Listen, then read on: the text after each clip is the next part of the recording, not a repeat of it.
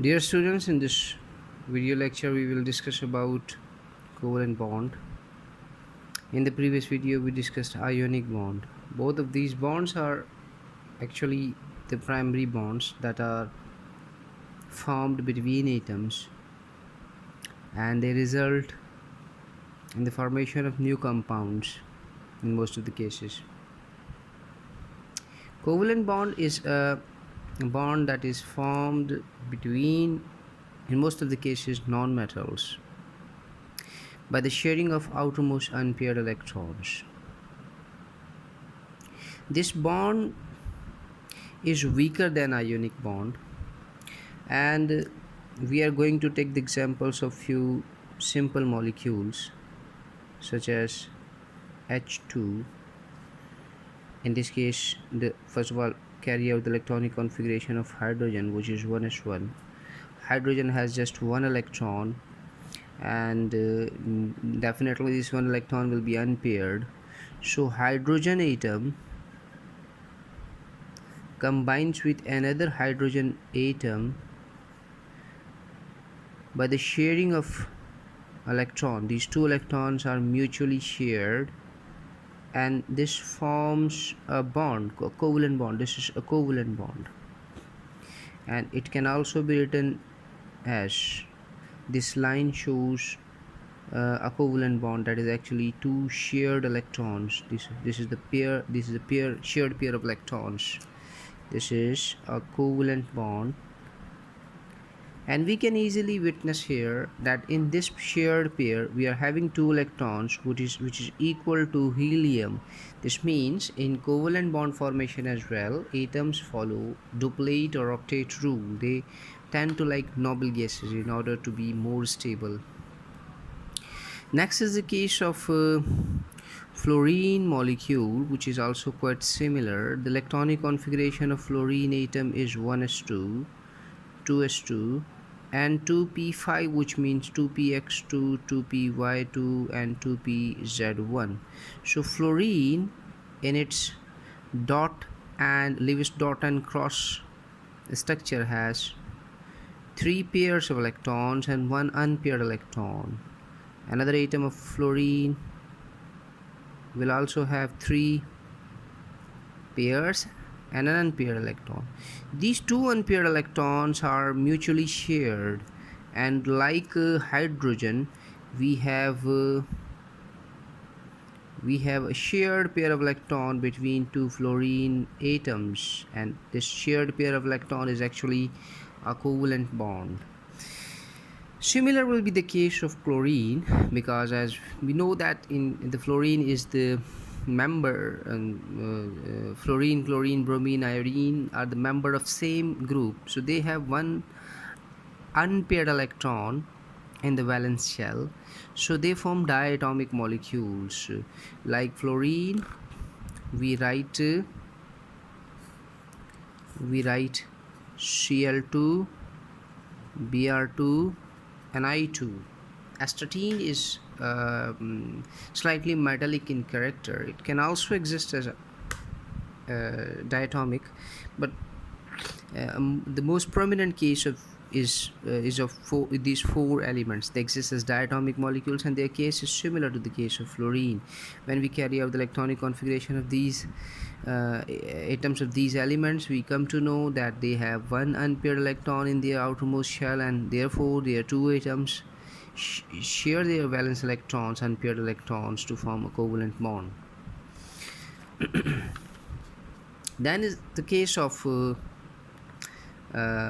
molecules. For example, the molecule of HCl. Here again we are having two non-metals. In the previous cases we did have two non-metals of actually same element. Two similar atoms were overlapping, they were sharing electrons, and in this case we are having two different atoms, but both are non-metallic in nature. Hydrogen, as we know, has the electronic configuration 1s1, and chlorine has electronic configuration core of neon and 3s2 and 3p5, which means 1 unpaired electron. So hydrogen with shares its 1 unpaired electron with chlorine in this way. So we have the bond between chlorine and hydrogen, and this bond is actually a covalent bond.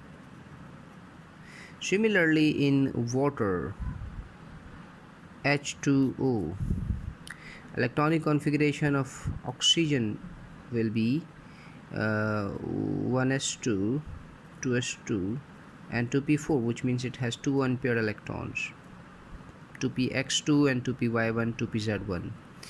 Oxygen has 2 unpaired electrons, so it will definitely combine with 2 hydrogen atoms. Therefore we write the formula of water H2O. Hydrogen is a monovalent atom, it has only 1 unpaired electron, it forms only one bond. However, oxygen has 2 unpaired electrons, so it is actually a bivalent atom. Its tendency of forming bond is 2.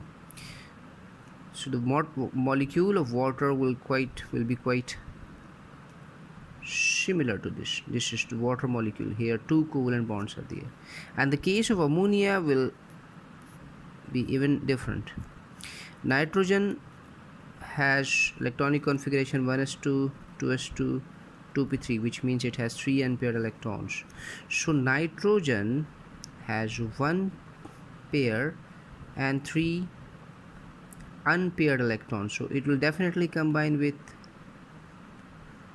3 hydrogen atoms to form a molecule of ammonia.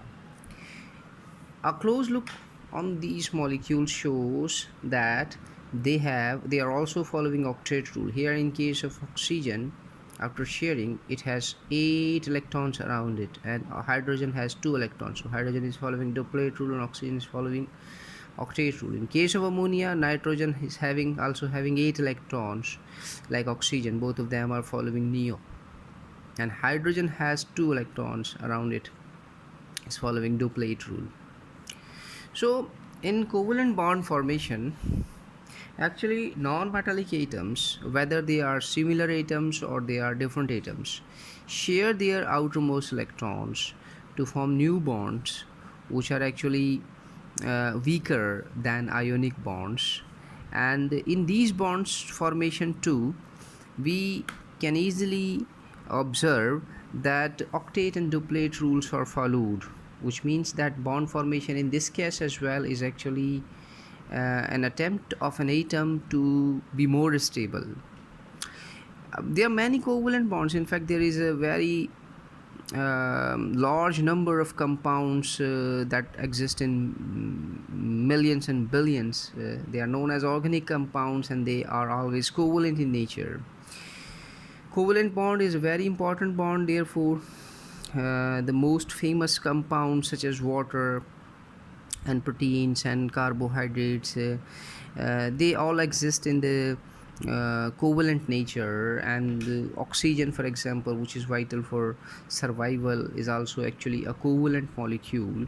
In our coming videos, we will be discussing much more about these kinds of molecules. We'll discuss the properties of these covalent compounds, and also the difference between polar and non-polar covalent bonds, which is important to understand many of the properties of these molecules. So thank you for watching, and stay in touch with us.